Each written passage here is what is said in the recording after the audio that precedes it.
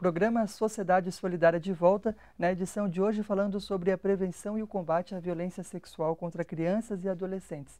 Estamos aqui nos estúdios com o gerente de programas da Childhood Brasil, Itamar Gonçalves, que compartilha com a gente a experiência dessa entidade.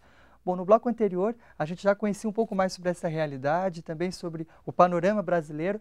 Agora, falando em soluções, quais são então os caminhos, as principais prioridades hoje que nós devemos olhar para conseguir erradicar de vez com esse mal que, infelizmente, tem feito tantas vítimas? Olha, de forma bastante geral, preste atenção às crianças e adolescentes que estão no teu entorno, né? São pessoas da nossa família, são pessoas da nossa comunidade, né?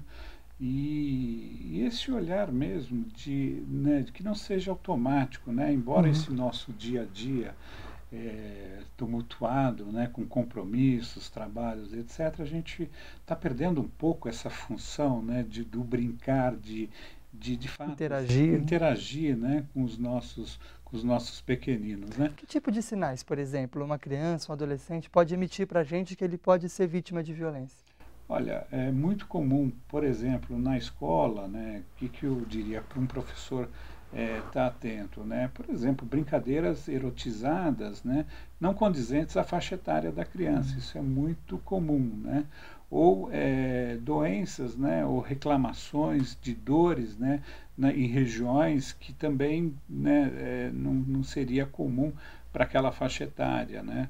Ou mesmo a vontade dessa criança de revelar alguma coisa, né, e que você não dá tempo. Pode ser alguém da comunidade, pode ser alguém da igreja, pode ser alguém, né, ela vai sempre buscar uma referência para poder fazer essa fala. Então, esse adulto, né, que está se relacionando, interagindo com essa criança, é importante ter esse período de escuta, né?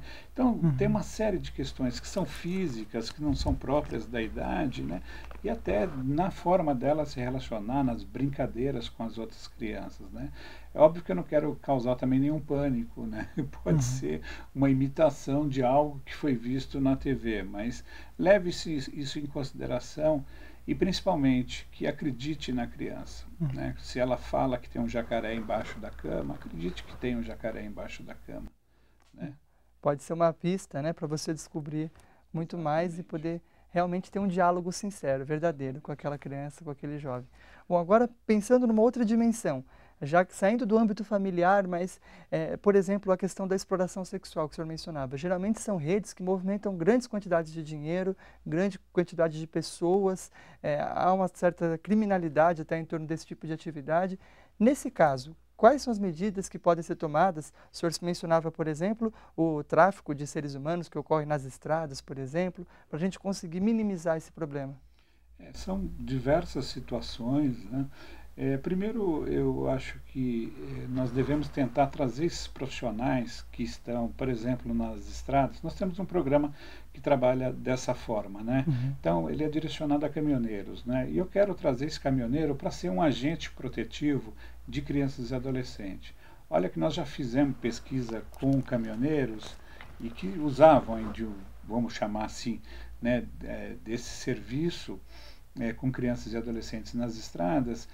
E muitas vezes esse profissional adulto, né, ele não tinha a consciência ou não identificava aquela criança como criança. E assim, os números são números absurdos. Mas não identificava...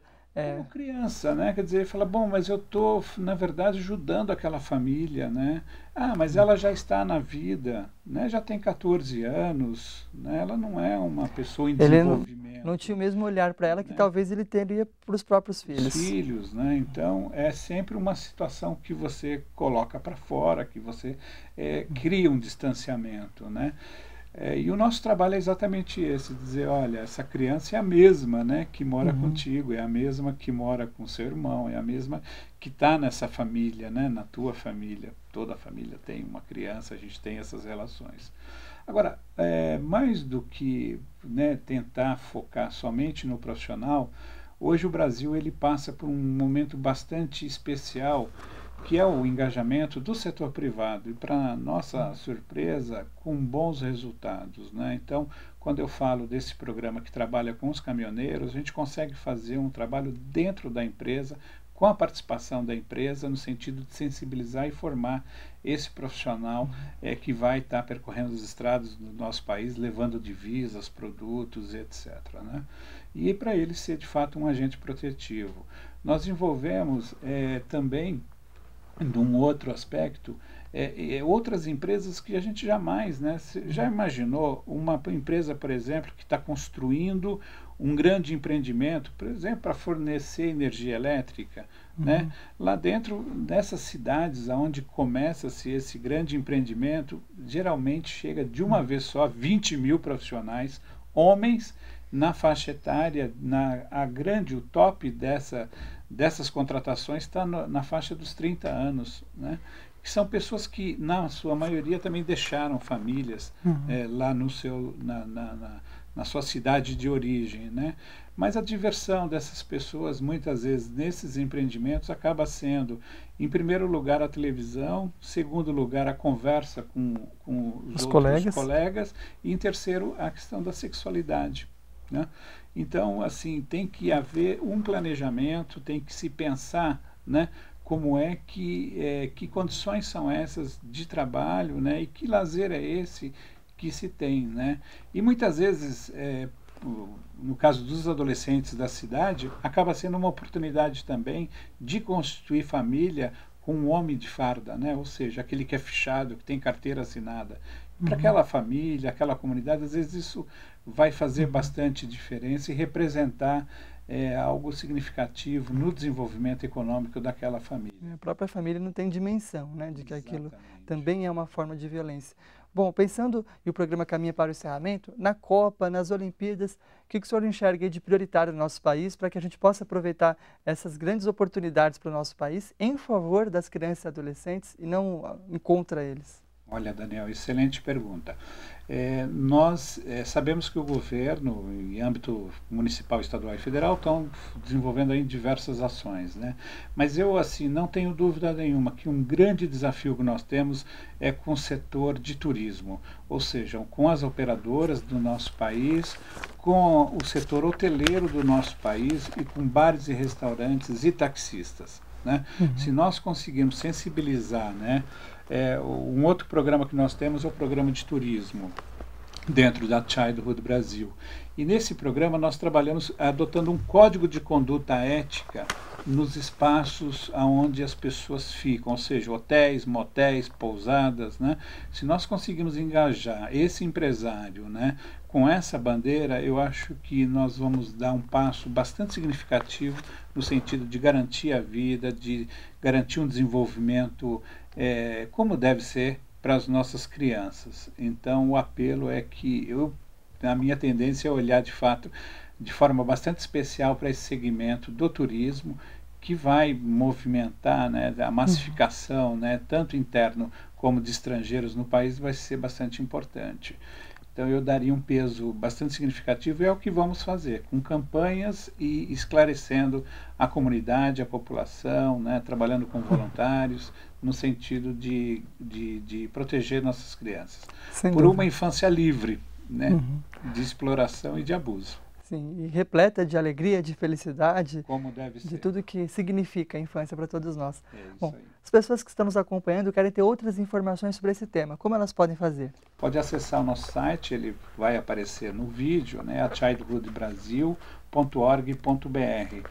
Bom, o programa já caminha para o final. Gostaríamos de agradecer a presença do senhor aqui hoje, em nome da Legião da Boa Vontade. E para finalizar essa edição, dedicamos ao senhor, a todos que estão nos acompanhando, que têm interesse na construção de uma sociedade melhor, a partir também do nosso cuidado, do nosso respeito para com crianças e jovens, uma mensagem do programa. Nós trazemos do livro É Urgente Reeducar, livro do escritor Paiva Neto, criador do programa Sociedade Solidária e diretor-presidente da Legião da Boa Vontade, no qual ele nos traz um trecho de artigo publicado por ele em fevereiro de 1984, no jornal Folha de São Paulo. Afirma então o autor: a escola é imprescindível, mas não substitui o lar.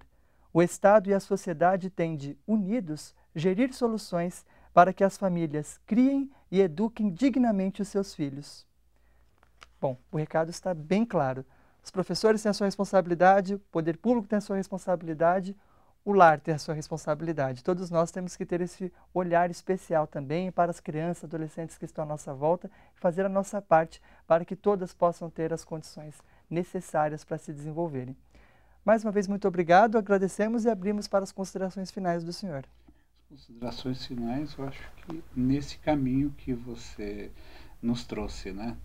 De forma tão gostosa, e juntos é que vamos fazer a diferença. Não adianta, não é somente olhar o Estado e responsabilizar o Estado. É o papel de todos nós, e ter uma infância livre, né, de abuso e exploração, é cada um de nós, juntos, né, fazendo o nosso papel. Certamente. O programa Sociedade Solidária fica por aqui. Nesta edição, conversamos com o gerente de programas da Childhood Brasil, Itamar Gonçalves, que compartilhou conosco as medidas que estão sendo tomadas para preparar o nosso país para receber esses grandes eventos, a Copa, as Olimpíadas, respeitando as nossas crianças e adolescentes. Esse tema é muito amplo e nós certamente voltaremos a abordá-lo aqui no programa Sociedade Solidária. Muito obrigado pela sua audiência e até a nossa próxima edição.